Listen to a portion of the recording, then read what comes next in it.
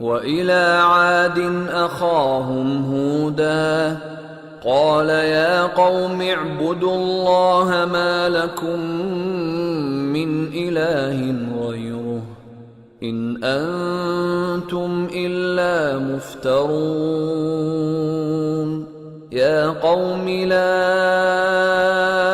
أسألكم عليه أجرا إن أجري إلا على الذي فطرني أفلا تعقلون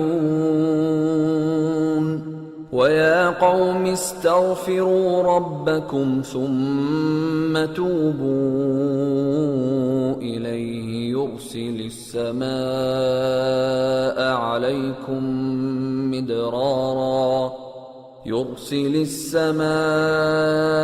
عليكم مدرارا ويزدكم قوة إلى قوتكم ولا تتولوا مجرمين قالوا يا هود ما جئتنا ببينة وما نحن بتاركي آلهتنا عن قولك وما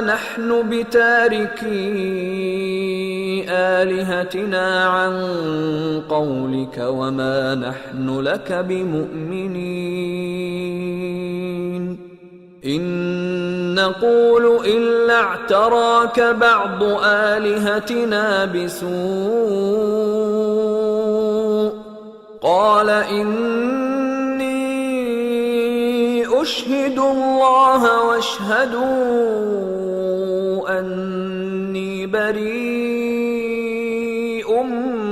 مما تشركون من دونه فكيدوني جميعا ثم لا تنظرون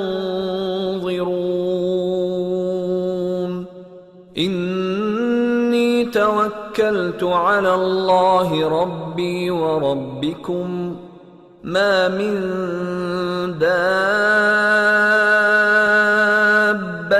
إلا هو آخذ بناصيتها إن ربي على صراط مستقيم فإن تولوا فقد أبلغتكم ما أرسلت به إليكم ويستخلف ربي قوما غيركم ولا تضرونه شيئا إن ربي على كل شيء حفيظ ولما جاء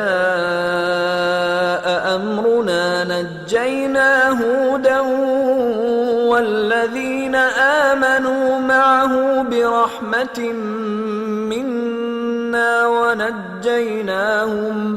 ونجيناهم من عذاب غليظ وتلك عاد جحدوا بآيات ربهم وعصوا رسله واتبعوا أمر كل جبار عنيد وأتبعوا في هذه الدنيا لعنة ويوم القيامة ألا إن عادا كفروا ربهم ألا بعدا لعاد قوم هود और हमने कौम आद की तरफ उनके भाई हूद को भेजा। उन्होंने कहा, ऐ मेरी कौम, अल्लाह ही की इबादत करो, उसके सिवा तुम्हारा कोई माबूद नहीं। तुम शिर्क करके अल्लाह पर महज बोहतान बांधते हो। मेरी कौम, मैं इस वाजो नसीहत का तुमसे कुछ सिला नहीं मांगता। मेरा सिला तो उसके जिम्मे है जिसने मुझे पैदा किया। भला तुम समझते क्यों नहीं? और ऐ कौम, अपने परवरदिगार से बख्शिश मांगो, फिर उसके आगे तौबा करो। वो तुम पर आसमान से मूसलाधार बारिश बरसाएगा और तुम्हारी ताकत पर ताकत बढ़ाएगा। और देखो, गुनाहगार बनकर रूगर्दानी न करो। वो बोले, हूद, تم ہمارے پاس کوئی دلیل ظاہر نہیں لائے، اور ہم صرف تمہارے کہنے سے نہ اپنے معبودوں کو چھوڑنے والے ہیں اور نہ تم پر ایمان لانے والے ہیں۔ ہم تو یہ سمجھتے ہیں کہ ہمارے کسی معبود نے تمہیں تکلیف پہنچا کر دیوانہ کر دیا ہے۔ انہوں نے کہا کہ میں اللہ کو گواہ کرتا ہوں اور تم بھی گواہ رہو کہ جن کو تم اللہ کا شریک بناتے ہو میں ان سے بیزار ہوں، یعنی جن کی اللہ کے سوا عبادت کرتے ہو، تو تم سب مل کر میرے بارے میں جو تدبیر کرنی چاہو کر لو اور مجھے مہلت نہ دو۔ میں اللہ پر جو میرا اور تمہارا سب کا پروردگار ہے بھروسہ رکھتا ہوں۔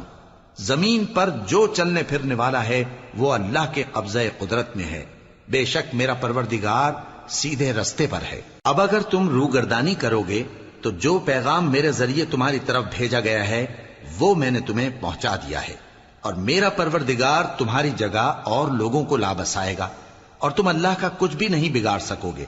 میرا پروردگار تو ہر چیز پر نگہبان ہے۔ اور جب ہمارا حکم عذاب آ پہنچا تو ہم نے ہود کو اور جو لوگ ان کے ساتھ ایمان لائے تھے ان کو اپنی مہربانی سے بچا لیا اور انہیں عذاب شدید سے نجات دی۔ یہ وہی قوم عاد ہے جس نے اللہ کی نشانیوں سے انکار کیا اور اس کے پیغمبروں کی نافرمانی کی اور ہر سرکش و متکبر کا کہا مانا، اور اس دنیا میں بھی لعنت ان کے پیچھے لگی رہی اور قیامت کے دن بھی لگی رہے گی۔